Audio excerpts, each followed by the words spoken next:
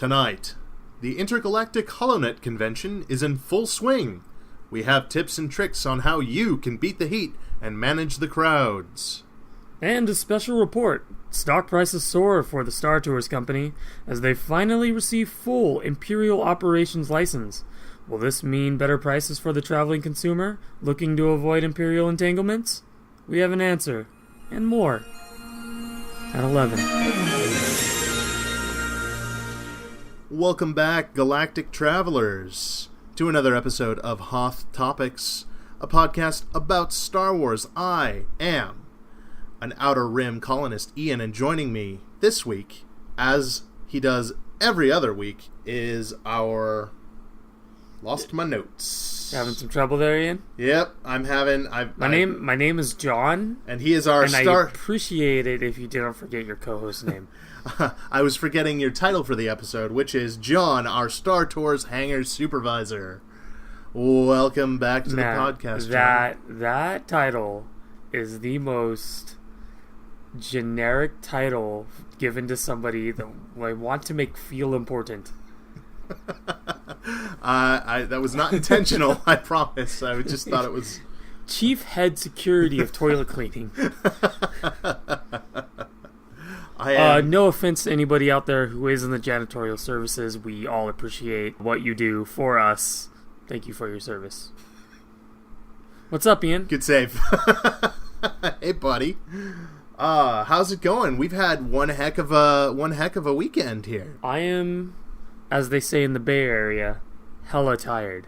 So, why you so tired, John? What you been doing? Have you been at a thing every day for 4 days and then staying up late? Doesn't make any sense. Staying up late to finish costumes, perhaps, to wear to this... That's ridiculous. Convention of sorts, perhaps? Okay, well, maybe a little bit of truth is in there, because every lie has a little bit of truth in it. Well, why don't you dig through this lie and tell me exactly what the real truth is? Well, the part about being somewhere for 4 days in a row, staying up late to finish costumes to wear to the said thing, those parts were true. And the rest of it was lies, though I cannot remember what they were because my brain hasn't functioned correctly, and I'm going through what is referred to as con withdrawal, where I'm not quite sure where I am and why I'm not at the convention center. You are here to tell us about the con. So in a way, we're trying to ease you out of your con withdrawal here. Or you're making it worse by forcing me to have memories of a thing that I am now slowly being sad about. Either way. Something disconnected. And reconnected. Awesome. That's terrifying. Everything's still working, apparently. Okay. So last weekend, I guess you could say, was San Diego Comic-Con 2018. As a San Diego native, I take it completely for granted that it exists here. And because I've been going almost every year since 2005, I get into the pre-sale line, and we get our tickets in November, and then we have a year to decide if that was a good choice or not. Because usually at the end of con, we go, we're never doing this again. And then as soon as ticket sales go up, we're right back there at the front of the line. I have observed this cycle for about 7 years now, and it is as constant as the Earth going around the sun. It's pretty it's a phenomenon, a yearly phenomenon. We all know that, the 2 weeks before con and the week of con, everybody knows, John's not going to be coming to anything. He's going to be working on costumes. He's going to be getting stuff ready for con. And so far, this observation has yet to falter. You went for all 4 days, right?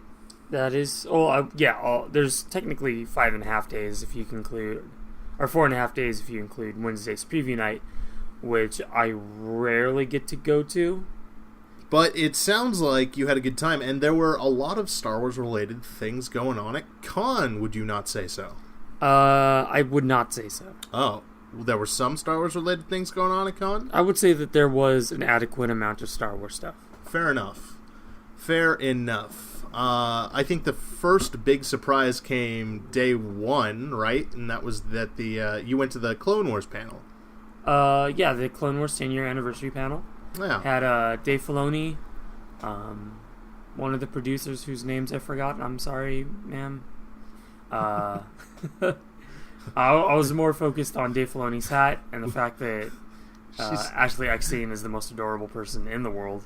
They're just gonna burst through the door right now. Just a whole bunch of like guys in Lucasfilm blazers. Shut it down! Shut it all down! Well, the thing is with producers, they'll probably think that costs too much and just avoid it entirely. That's fair. We also had the voice of Anakin, Matt something or other. I don't know. Still distracted by Ashley Eckstein and how adorable she is. Someone else. Man, I was not paying attention. I think you were paying attention. You just were a little bit. Your brain. I'll tell you what I was distracted with. I was sitting the room is broken up into like 4 seating sections, and in the middle of all 4 of them, there's a AV setup with a big broadcast camera. Ian, we work with these things at our office, so you know what I'm talking about. Yeah. The kind where like you sit in a chair and you look up at a giant monitor trying to figure out what's going on. Right.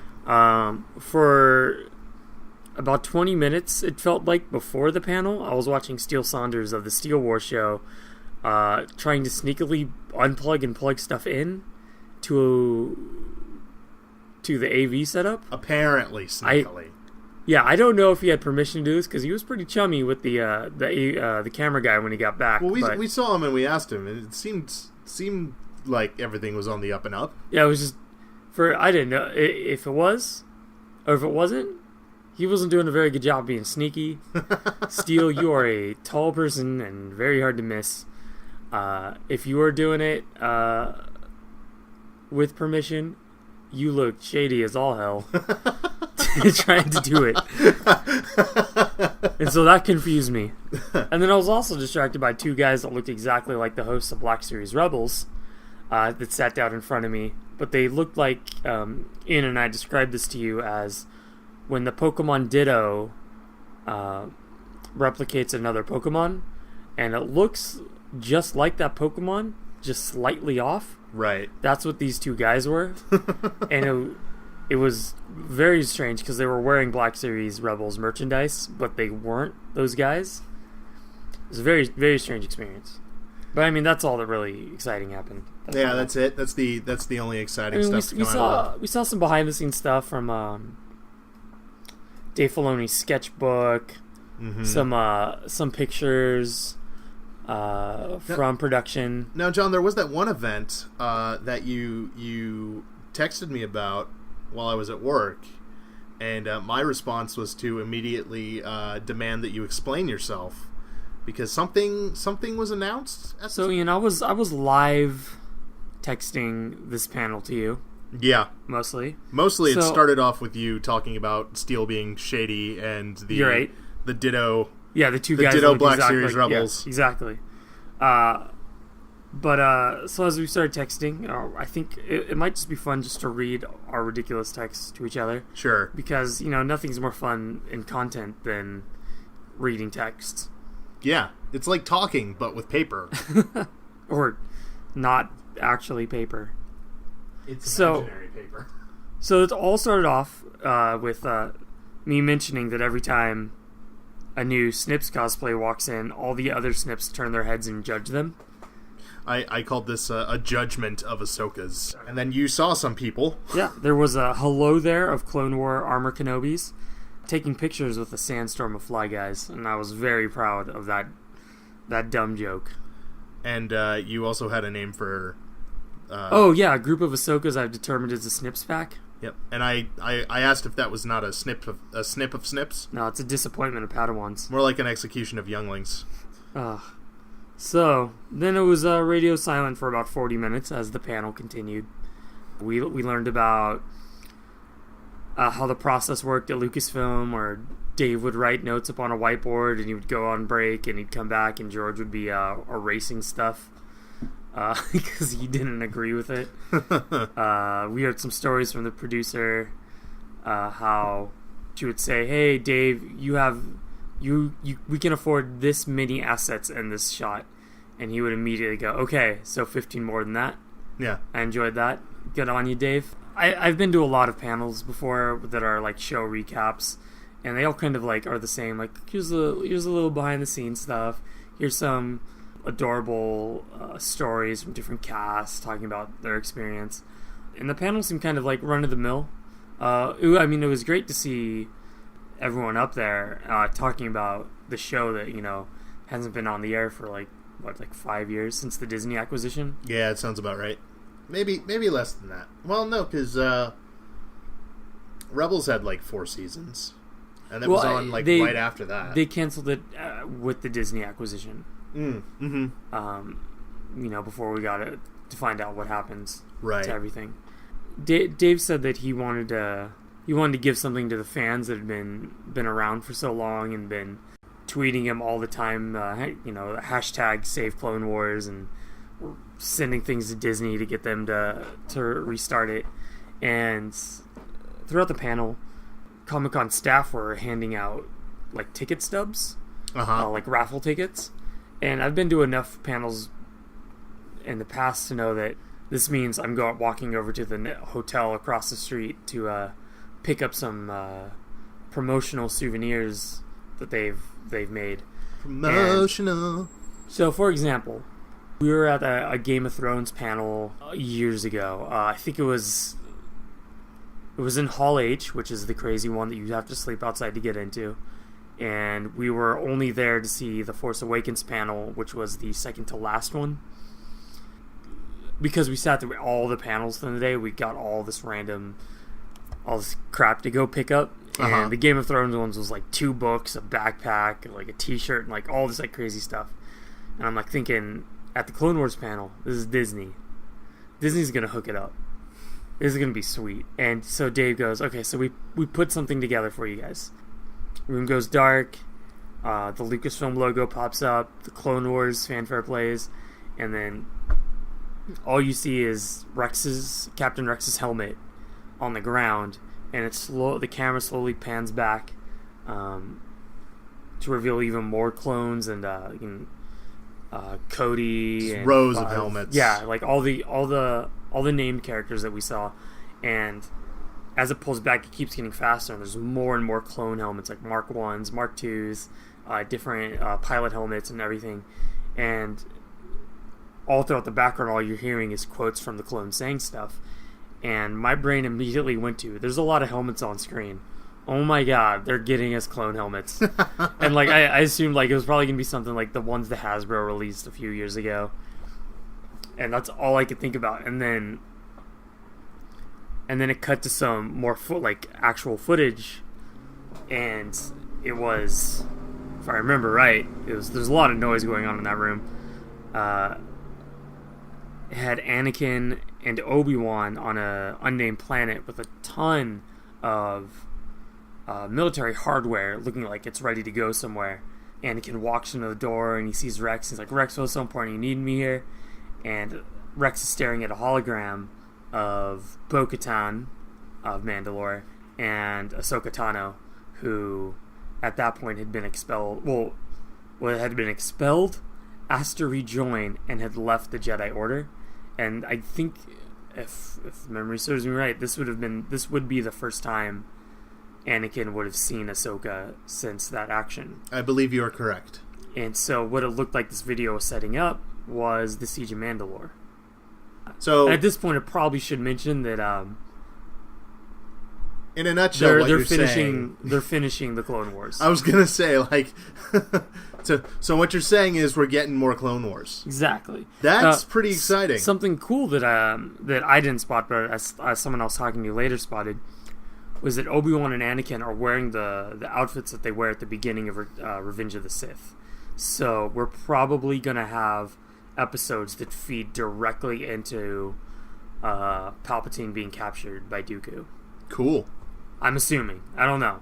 Yeah, well, I mean, they didn't get clone helmets, but everything, we got a great show to come back for another season, so I'm okay with that. From what we know so far, like, we know the Siege of Mandalore takes place around the time or part of it takes place during Revenge of the Sith, because in one of the books it mentions that Order 66 happens during the siege. Mm-hmm. So we're definitely going to see some stuff that ties into the movies, and probably ties into Rebels, and how Rex gets out of there, and how Ahsoka gets out of danger. And well, I'm interested to find out if the clones attack Ahsoka, because she is no longer a registered member of the Jedi Order.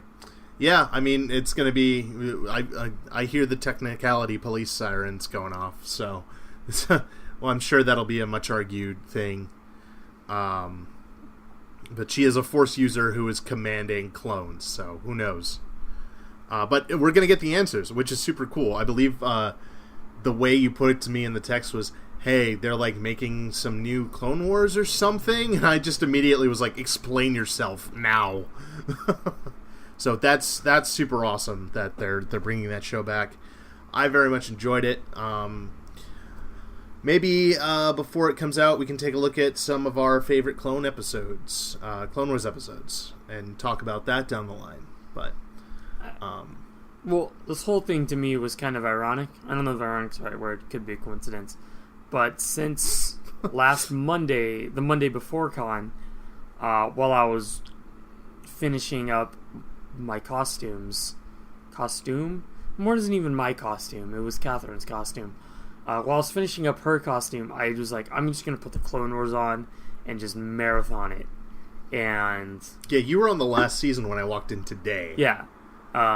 So that was kind of cool to know that that show that I randomly picked to watch while I was working on a costume was going to get its conclusion. So that's pretty cool.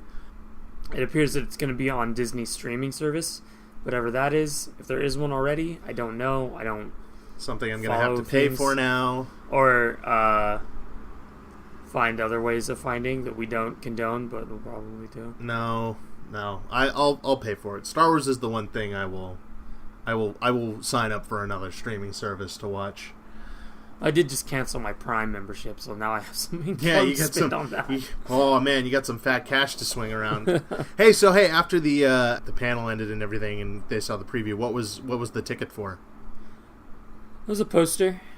It's a pretty rad poster. Poster's Clone Wars has a Mark II clone helmet with orange paint job that resembles Ahsoka's skin markings, with the hashtag Clone Wars saved on it. Not the standalone helmet I was expecting and hoping for, but again, you got a helmet. It probably costs more to put out another season of the show than it would have to give 400 people helmets. Yeah. So, and they got a poster with the helmet on it, so I can't be too greedy. So I'm gonna be. This trailer's out now, and one thing that I really noticed about it, especially since you were watching Clone Wars, I popped in a couple times to help make buttons and stuff for Con, and the Clone Wars was playing, and the animation has come a long way. It came a long way from seasons 1 to the last season of Clone Wars, and in this new season, they really ramped it up. They went all out. So it looks one of the things gorgeous. I like about it, that I've always liked about the Clone Wars art style, is if you ever look at the background textures or look at the textures of the models carefully, it almost looks like they brushed on, like a physical brush was painted. The episodes that were on when Ian came over earlier today was the Darth Maul Mandalore arc.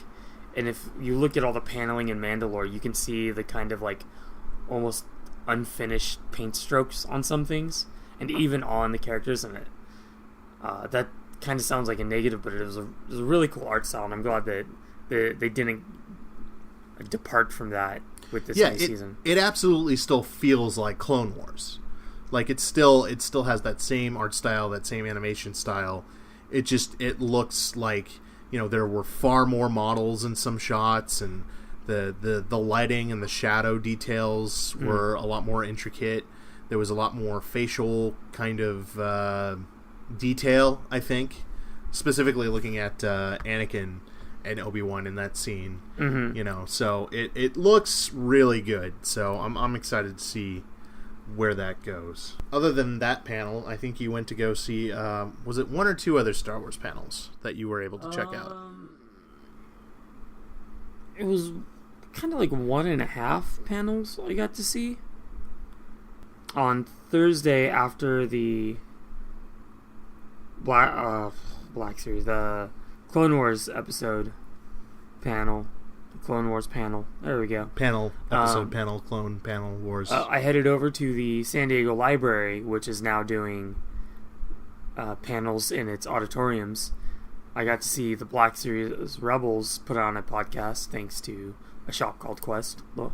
Great little comic shop and pop culture shop, I guess, in Claremont, up near LA.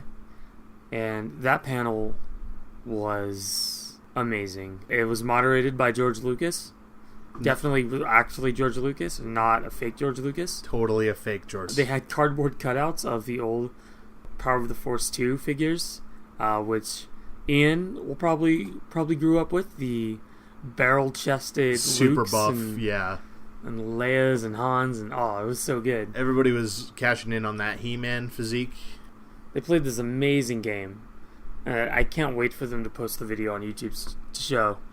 But it was called What Would Sio Bibble Say? Sio Bibble, of course, being the guy that looks like the advisor to Queen Amidala, who looks like a munchkin, who's very concerned with negotiating and contacting people and people contacting him. And it was a multiple choice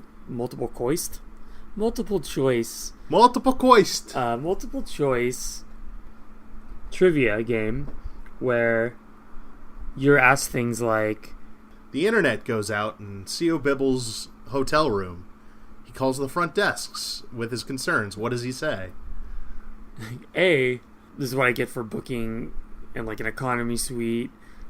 B, something else. Or C, a disruption in communication can only mean one thing: invasion. Which, of course, is the correct answer because it's one of the things he says in the movie. But all of the answers were like that, where they're obviously like... I thought all of the answers were that. They were, except for the last one, where they tried to do something different and it didn't really work, but it still worked. Who cares?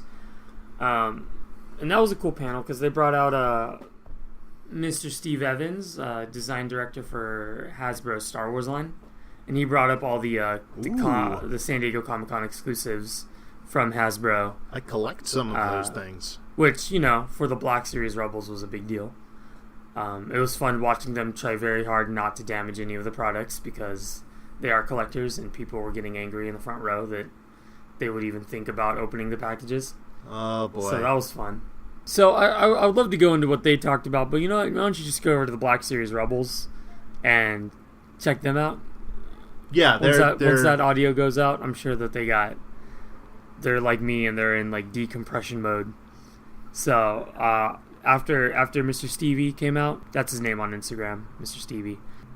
They brought Anthony Bresnikan from the Brez Entertainment Weekly up to do some talkings. And that was fun. Black Series Rebels they make enamel pins to support the show. Are based on the old Kenner action figures with ridiculous names. To avoid copyright infringement. And the one we got was I should go grab Cold Boy? No, that was something I got later. Oh, okay. But it was Old Master, I think. Yeah, it was a Ghost Yoda. Yeah. I ran into them later inside the convention center, and they gave me a Luke and Bespin pen that is labeled Cold Boy, which is because he's cold and he's the boy. Upside down. So yeah, Black Series Rebels are cool. I've watched some of their podcasts on YouTube. Two very, very animated guys. They love Star Wars and they love what they do. So definitely worth checking them out. Yeah, awesome. I think it was Saturday or Friday. I think it was Friday. I have no idea what day. They all blur together. There was 2 panels that we went to, one we tried to get into but didn't get into the last like 15 minutes, which was the science of Star Wars, where they had a bunch of like NASA engineers and like science professionals come in and kind of debunk or explain Star Wars stuff. Destroy the dreams of nerds who just want a laser sword? Not really. When we got in there doing questions and answers, and people were asking like, what's more feasible with our technology, like warp drive from Star Trek or hyperdrive? Warp drive is more feasible, and kind of questions like that. And they weren't really like, the lasers and the blasters don't make any sense. To gravity, blah blah blah. To be fair, I am a nerd who wants a laser sword. So yeah, one of the panelists says that he can make one, but he's refusing to tell us how. They'll probably like blow a hole through the Earth's core or something. Yeah, so we went to one room, one of the panel rooms, like an hour before the Science of Star Wars, and we sat down and we waited, and then it was over, and then the panelists got up and they're like, here's what's coming out on Tom Clancy's Division. And we're like, what? And so then we had to look at our schedule, and we were guided to the wrong room. So the panel that we wanted had started 10 minutes before the Division panel started. So by the time we got to the right room, we were in a line of like 300 people trying to get in. So yeah, we only got like 15 minutes of that. That one bled into, that's not the right word. The next panel, Strong Women of Star Wars. Okay. Which had E.K. Johnston, who wrote the Ahsoka novel. Mm-hmm. And other women of Star Wars that I cannot remember their names because I was distracted by my friend's cousin, who was wearing a Boba Fett helmet and had been given a disposable camera and had just found a $20 bill on the seat when we sat down, and that was thoroughly entertaining for me to watch. I feel really bad that I don't remember who else was on the panel, because it was a very interesting panel. They were talking about how many more female role models there are in Star Wars, and how they've never been like the damsel in distress. Right. A thing that I found really interesting was that I only saw women leave the panel. That was very bizarre to me. And in fact, we left the panel about halfway through it, just to go back down to the floor. That was a weird thing to see. Interesting. I got nothing for that. Yeah, it was a very strange. I don't know. Not... If you've ever been to con more than 1 year and have been to panels and been burned by panels, like a few years back we went to one where we thought, somebody thought Radiohead was going to be there because the word Radiohead was in the description, and it turned out it was a comic book based on a Radiohead album. This seems they'll have panels that are like, how to break into the comic industry, or how to get your start in voice acting or acting in general in the film industry, and they always end with the same thing with, you should know somebody. That's how you get in.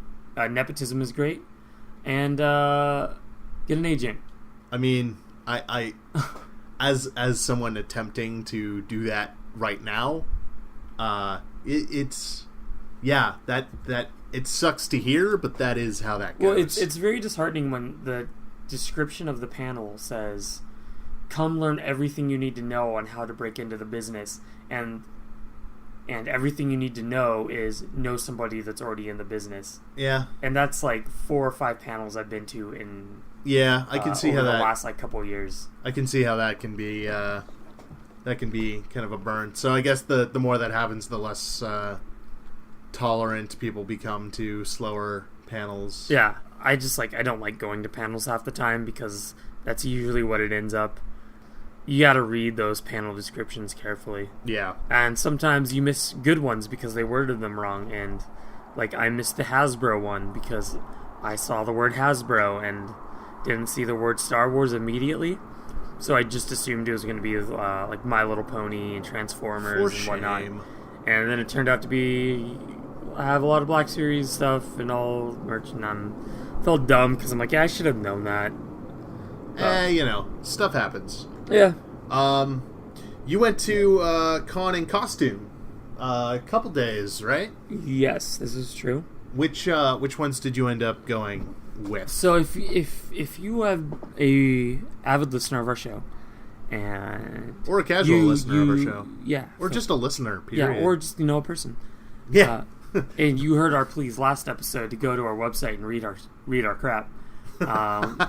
You'll have seen the two builds that I was working on. I have yet to finish those posts. I guarantee you they're coming. I was just, like I said earlier, it was a really weird weekend for me, and I didn't even think about taking pictures of my costume. So I'm sure some exist somewhere. We'll get them. So Sunday, the last day, I threw on my Veers thing that I've already put like 4 posts on our website about, and I wasn't going to wear it because I was like, I'm tired. I don't really want to do this. But you know what? I said I would. I told some other podcasters that I was going to be in a Veers costume. So I was like, you know what? It's not that hard to wear. So I wore that, and the Veers costume is it's the green Imperial Officer tunic with fiberglass chest and back armor, a very large fiberglass belt buckle thing that Julian Glover, the actor who played Veers, put on upside down. So instead of having contours that fit the armor, there's a very flat part that bumps into the bottom of the armor, and I have to repaint it every time I wear it. And then a fiberglass helmet that isn't actually all that heavy.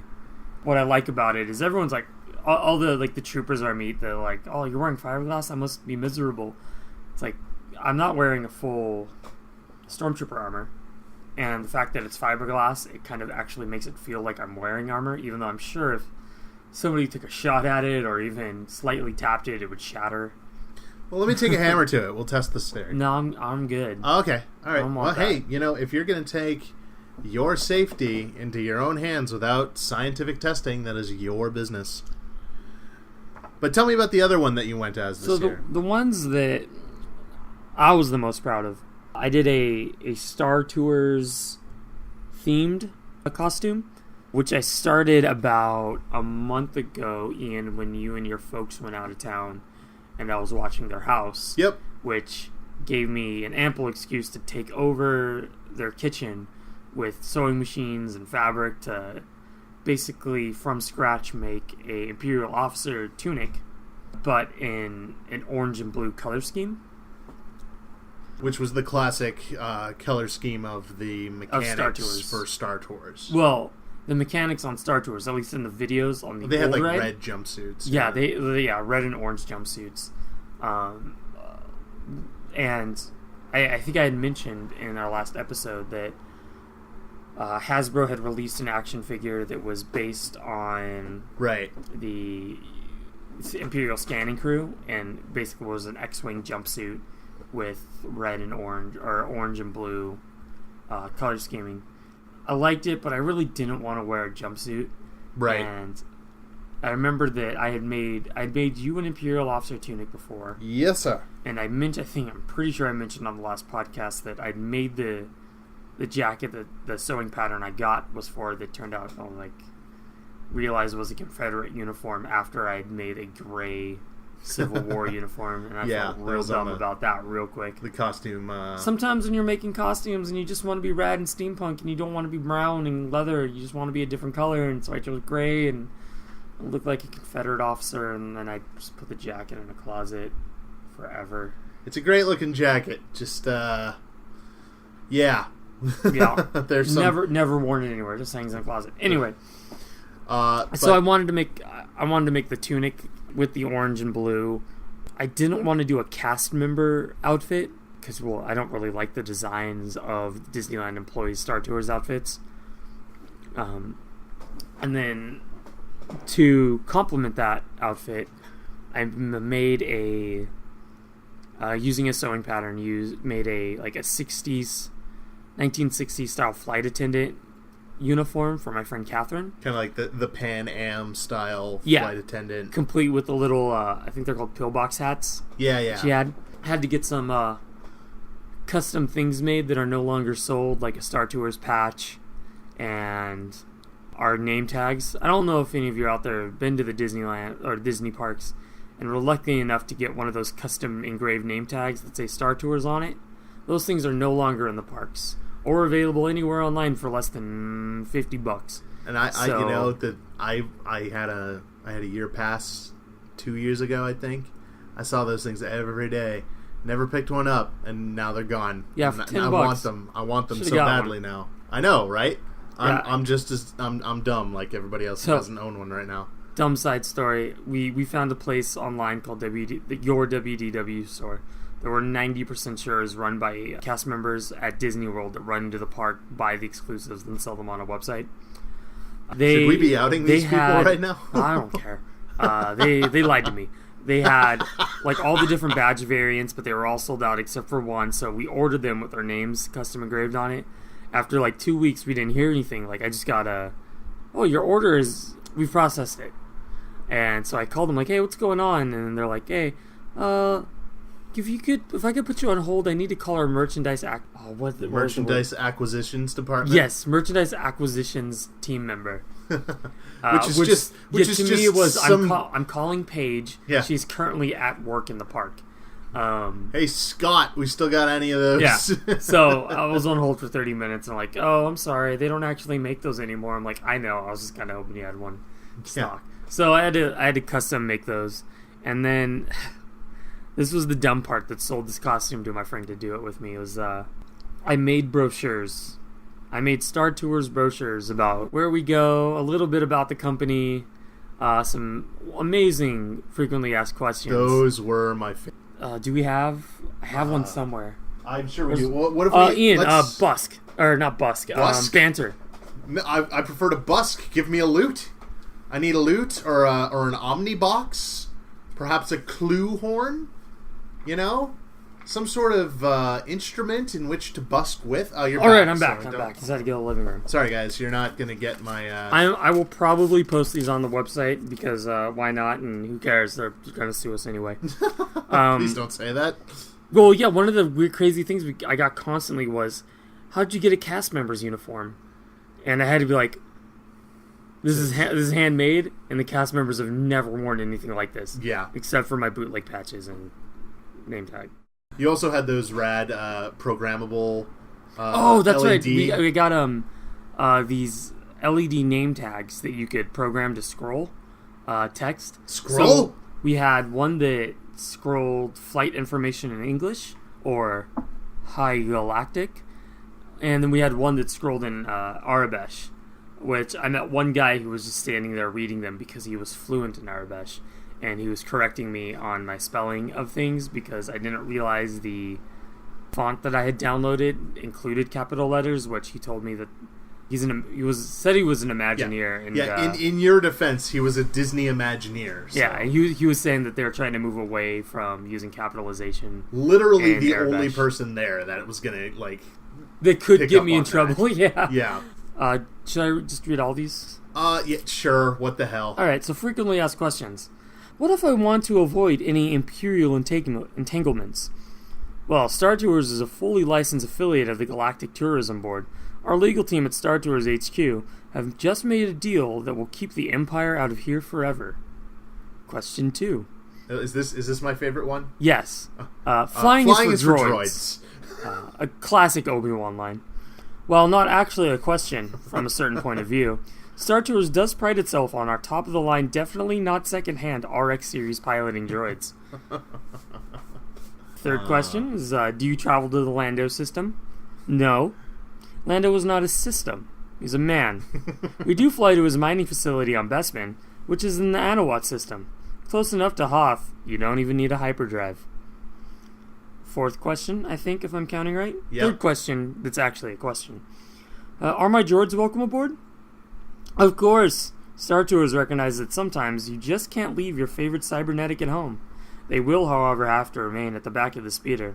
Apologies. It's Imperial regulation. Which is a dumb line I stole from Rebels. Of course. And then the last question. What are the chances of successfully navigating an asteroid field with Star Tours?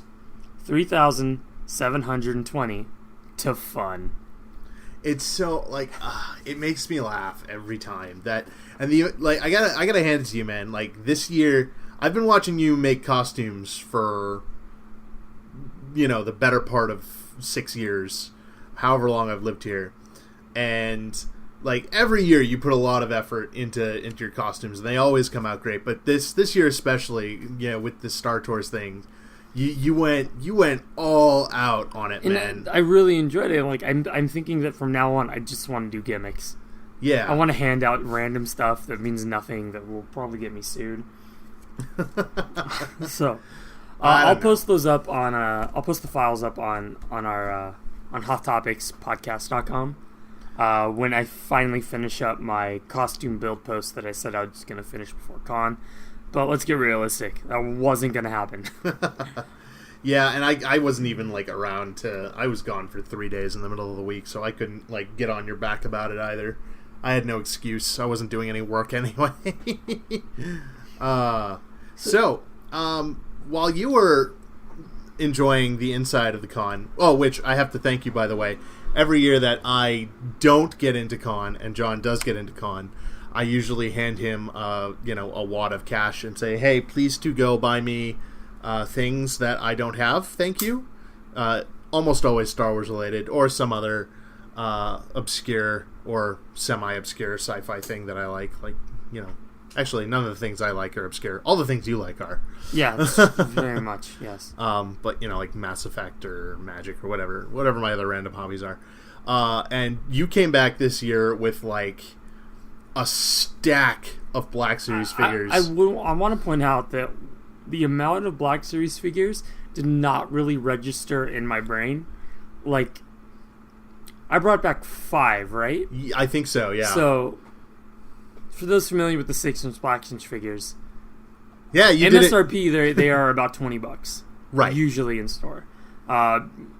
When I'm at cons and stuff like this, you can usually find some of the more common ones for about $20-$25. Slightly more uncommon, at least in Southern California, at least for San Diego. Yeah. Around $30 to $40, and I kind of have a limit for myself that $25 is the most I would pay for something that I didn't get a chance to see, or $30 for I lost my train of thought there. $30 for more rare figures, but anything more than that, I don't really want to spend the money on. Yeah, me neither. Unless it's something really, really, really special. If somebody had the Veers or Admiral Piet out, I probably would have dropped more than I should have on those figures. Right, and that's one's a Entertainment Earth exclusive Piet, and the other one's a Walgreens exclusive, and we have never seen any of the Walgreens exclusives down here. Never. It's a real pain. The distribution does not run very well down here. Our local Walgreens is still putting out Rogue One figures. Yeah. Yeah, they just got a Mendo figure. Director Mendo, yeah, a figure, and I was like, "Ooh, that's new," and which is not a sentence I should say. But yeah, I normally and I gave you a list of ones that I was looking for, and it was a loose list, and I was expecting maybe one or two, and normally when I went, I overpaid for my Revan figure because Revan is my all-time favorite. So I think I spent you grabbed it for me a couple cons ago. I think I spent $50 on it. I grabbed it at WonderCon, and it was the first booth I was at, and it had a Revan, and I'm like, this guy's gonna get sold so quick. Yeah, it was $50 or $60. I don't remember exactly. Yeah, but and then I throughout the rest of the con, I was like, oh, here's one for $40. Yeah. Son of a. But this I didn't expect you to find the ones that you found for as cheap as you found them. Yeah, there was the Ghost Obi-Wan, which was awesome. Ghost Obi-Wan was $30. Yeah, there was Walgreens exclusive we've never seen over here. Yeah, never seen it over here. The Rex, the Rex figure, which we haven't seen. We haven't seen it, but it's not super rare. I've seen pictures of him piling up places. Right. Sabine, which we see pop up every once in a while. Now, Sabine was the one figure I regret not picking up on for the Force Friday we went to. Yeah. Because I was just so focused on picking up Thrawn. She was gone, like, super quick. There was some exclusive green pattern Mark II clone, which was rad. Oh. The 442nd, which we were like, okay, where does he come from? A 442nd Siege Battalion. Yeah, so that was a cool one. There was one more. Oh, the clone captain, Red Stripey. Yeah, which I already had, and I might cannibalize for a side project, but I'm really nervous about that because I would totally cannibalize like one of the common ones that I see all the time, but I would feel bad doing it to this guy. So maybe I'll just have two guardsman clones. We'll see. We'll figure it out. But yeah, I got to thank you for that. Yeah.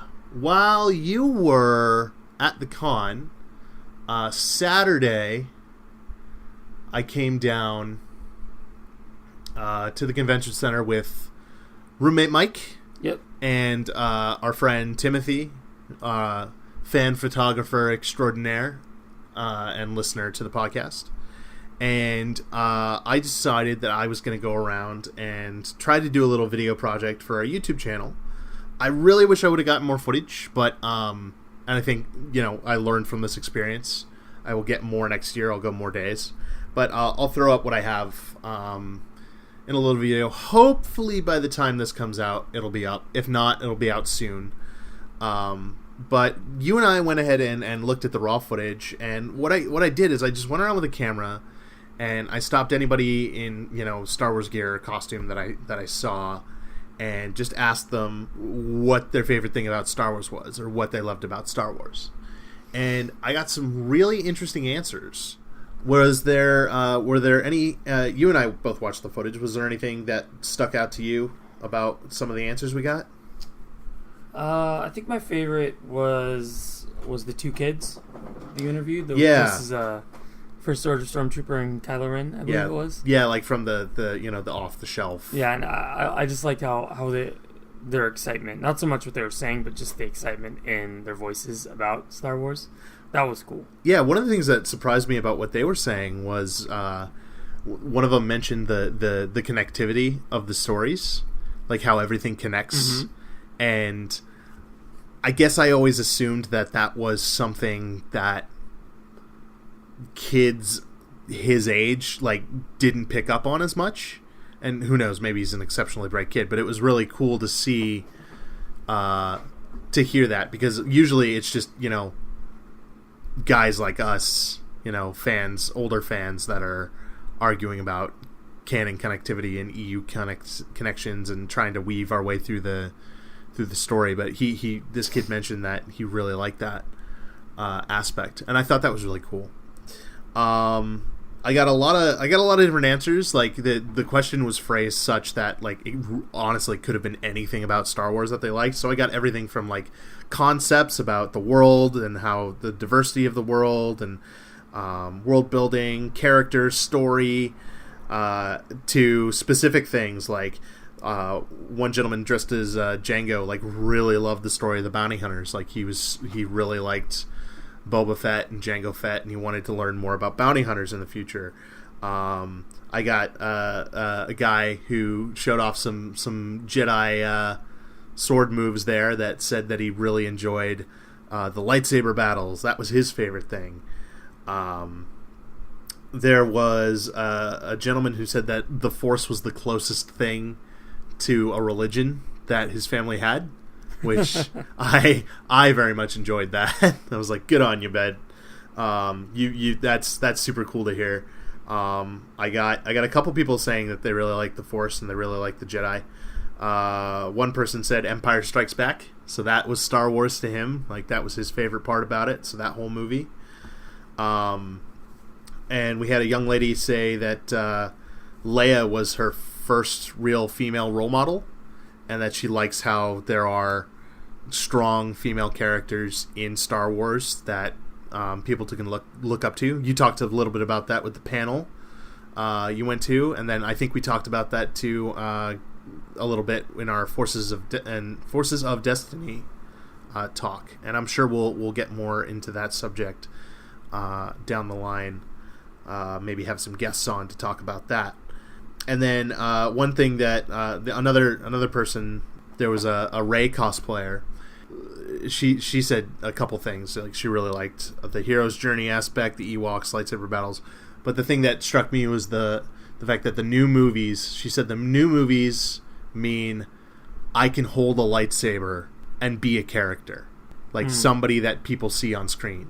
So the fact that Rey is a Force sensitive who uses a lightsaber, who looks like she's going to be the Last Jedi, the fact that she is that to this young lady was a super cool thing, and I really enjoyed that.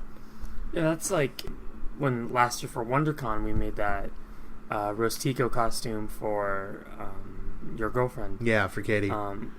And one of the things I love about the character of Rose Tico is not so much her story. It was probably one of the weakest parts of The Last Jedi for me, but the fact that your girlfriend, who is half Asian, can look at the screen and see a character that looks like her. Yeah. And now she can feel a part of the community as a character. Right. That's why I love Rose Tico. Yeah, and we could go even further than that and look at, just a lot of the new movies added that character for a lot of different people. Mm-hmm. Rogue One added a wide, diverse cast of people. Another white brunette. And another white brunette, yes. But, the universe is becoming more welcoming, and that was one of the things that I got a big sense of when I was walking around outside of the convention and interviewing these people, is that they all had something to say about this universe that they felt like they were a part of, and that was probably the coolest part for me. Well, we did one other thing during this great Comic-Con week. Steele Saunders put together a little get-together at one of the bars, Joe's. Yeah, outside of the convention, and a bunch of Star Wars podcasters and podcast fans and influencers and people involved in Star Wars showed up to that, and just to be able to stand around and chat with all these people, like, it was awesome. Like, I don't know, what did you think? Yeah, I thought it was a good time. I really didn't know what to expect. Yeah, me neither. Showed up. Like, I thought it would be Steele, maybe Jason Ward, and a bunch of fans of that show. But, like, I wasn't expecting to see the guys from Tatooine Sons there. Yeah. Where'd they say they were from? They're close to us, man. Yeah, that's what surprised me. They said they were an hour. Like, half the podcasters I talked to were like, "Yeah, we're local." I'm like, "Why are we not? Why do we not know these people?" Yeah, why do we not know you? So hopefully something's going to come of that. We met Steele, of course. I was there from Steele Wars. The Canto Bight Dispatch podcast was there. Making Star Wars had people there. Tatooine Sons was there. Talking Bay 94. The Star Wars Roundtable, and those are just podcasters. Like, there were also some influencers and, like, people actually involved in Star Wars stuff. Personally, we met Cole Horton. He works for EA, doing Star Wars stuff, and he is a huge WoW nerd, but, like, refuses to play. Yeah, roommate Mike and him had a great conversation about WoW. That was very entertaining to listen to. He's also a Star Wars book writer, and Adam Bray, who he is one of the writers on some of the visual dictionaries and the DK stuff. Mm-hmm. He works on some of those, and those were just, like, the people that we talked to. Like, there were so many people there that I know that we didn't get a chance to talk to, and if I missed anybody, I'm sure I did. There were so many people there. We got to meet fans of other podcasts and talk to them about the podcast. Yeah, defecting, and just, it was such a great time, and I was stoked on how open everybody was, like, regardless of what your status was at that event. Like, if you were a major podcaster, if you were a minor podcaster, if you were a fan, if you were involved, if you were just somebody wandering in off the street to see what all the hubbub was, like, you were greeted with enthusiasm and, you know, just camaraderie, and it was such a cool thing. Lots of people liked your Star Tours costume. It's uniform, and Uniform? Sorry? we prefer if you didn't call it a costume. We? Yeah, us at Star Tours Incorporated. Oh, okay, yes, I apologize. Your a limited holdings of space company. Limited holdings of space. A lot of people were interested in that.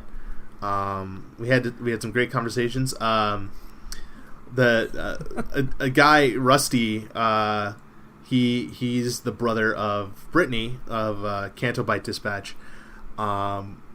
I just wandered into one of their conversations, and when I was introducing myself, he was like, "Are you a podcaster?" I was like, "Yeah, I'm a co-host on Hoth Topics," and he said, "Oh, I've heard of you," and I didn't know how to react to that. I just went, "Well, that's weird," because I'm so not used to people saying that they've heard of us. Like, the only other, like, we know people who listen, and they're, you know, mostly people we already know, that we know of. Like, I'm sure there are other people out there listening, as was proven by Rusty, but, like, I've never been told that before, so it was kind of a surreal experience for me. Anything else about that get together, John? Cap off. Well, you were schmoozing and selling the show. Something I can't do. I grew up to be too humble. And I'm not humble enough. No. How's that? I'm 1,000 more times humble than you are. That makes more sense. Yeah. Ish. That's I was me. hanging out with some listeners, and guys, if you're listening, I'm sorry, but I forgot your names. I forgot a lot of things about Con. Con is not the time to tell me your name, because I will forget it. John forgot entire panels. You can't hold this against him. I didn't go to bed till 3 a.m. on most nights trying to finish crap up. But you were out talking with other podcasters. Me and these two guys were just talking Star Wars and watching these drones that were flying over the gas lamp quarter for some reason being attacked by seagulls. That was thoroughly entertaining to me. Technology versus bird. As you can tell, John is easily distracted by things happening around him. Very true. Birds and seagulls, nephews with $20 bills. Many long car trips with my parents or business meetings that I had to sit through with them and just be quiet and learn to entertain myself. So, shiny things, noises, fast-moving objects, pretty distracting. But that was a great time. Yeah, anybody that I just mentioned, any of those podcasters, they are excellent people, really cool to hang out with, and they're good podcasters too. So please, I implore you, go check them out if you're looking for other Star Wars podcasters. You hate us. I'm just looking for something new. Yeah, if you just want to abandon us, well, the least we can do is guide you to something possibly better. So, or definitely better, depending on the way you want to look at it. So please go check them out. There are definitely people that were there that we didn't get to meet. So if you ended up checking out any other awesome podcasts or any other cool podcasters that were there, please let us know who we missed so that we can talk to them. I know I think San Diego Saber Guild was there. I just didn't end up getting to talk to them. Somebody else that is local, which we should have known about because San Diego is in their name. Well, of course, unless they're from San Diego, Texas. Huh. There's a San Diego in Texas. Okay. There's also a Miramar in Texas. See, you may have just saved my bacon there. My logic is they're probably now from here. Yeah, absolutely. They're absolutely from here. So, but anybody else that we didn't mention that you think should be mentioned, please let us know. I think that just about does it for today, John. What you think? I got nothing. You got nothing? All right. Well, this has been another episode of Hoth Topics, a Star Wars podcast. Today we went over all of our Comic-Con 2018 experiences. If you were there and you saw John walking around in it's hard to miss. It's orange and blue. It had lights on it. It was obnoxious. Let us know. Really obnoxious. Let us know if you saw John in costume on the show floor, or maybe if you got interviewed by me. Please, reach out, tell us, let us know. And we want to hear from you. You can find us at HothTopicsPodcast.com. You can tweet at us at HothPod, or you can send us an email at hothpod@gmail.com. So, yeah, thank you very much for listening, everybody. I've been Ian. I've been working on costumes so long that I'm not working on them. I feel like I have no purpose in life. That's John, who will find renewed purpose working on Hoth Topics stuff. That's it, everybody. We'll see you next time. May the Force ever be in your favor. Would you like to know more?